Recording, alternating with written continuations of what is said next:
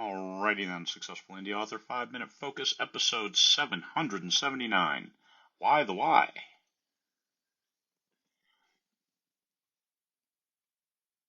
Where is he? He's in there somewhere. Oh, maybe he's not. He must have skied out when I went to the kitchen. He's probably in bed with Mom. Alright, why the why? Every book has a why. It makes it worth reading. And more importantly, it makes it worth rereading when people find the why and it's impactful. So where do you put your why? Why is this book? First, it should be right up front in the form of an unknown that the readers have to read the book to figure out what are you talking about.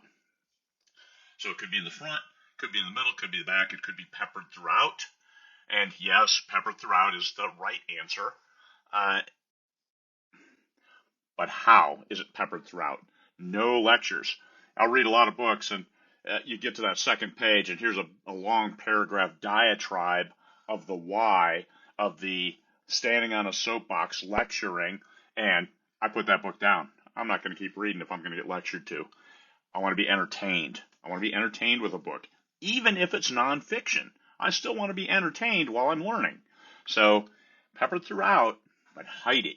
Put it in there in such a way that the reader has to read a second or third time and they get something out of it new each time.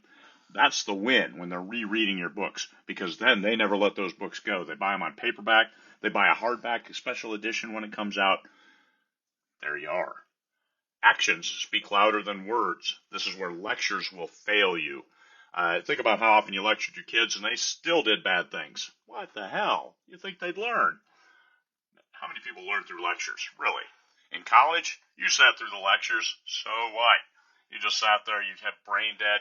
We didn't have smartphones when I went to college, so we kind of had to listen.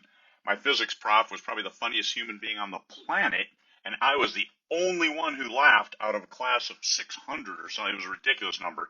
And we started off with every seat filled, and by the end of the semester, it was like 1/4 at the most, and I was the only one paying attention. Everybody else was head down their book. Guess what? I got an A+ in that class. But because I paid attention and listened, dude is funny. All right, actions speak louder than words.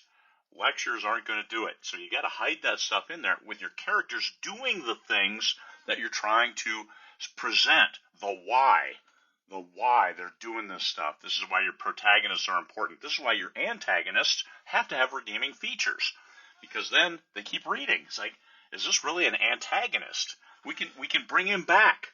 I mean, Darth Vader, he destroyed a whole planet, and everybody was like, "Oh, Darth Vader, he's a good person." No, he destroyed a whole planet. It's hard to come back from that. It's hard to forgive that. Nice try, but no. The fact that, oh, hey, I was led astray. No, you destroyed a whole planet. Get the hell out of here. So I'm not a Darth Vader fan, if you can tell. All right. Actions speak louder than words, even when your palette is nothing but words. We use words to take those meanings, take those colors, and project them directly into the reader's mind.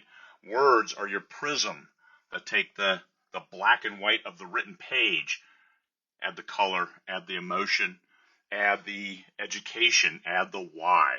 It all comes out of our words. Words that show actions that the readers will follow and be entertained.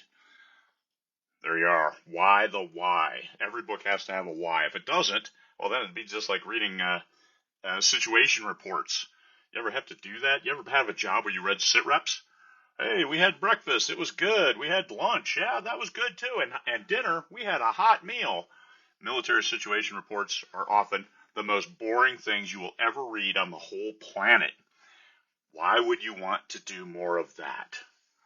Do what works. Exciting stuff, characters doing things that matter, and the readers absorbing that, the why, from those actions throughout your story, throughout. Not just one lecture right up front and then you go and do what you're going to do. No, they'll stop reading. All right, why the why? Peace, fellow humans.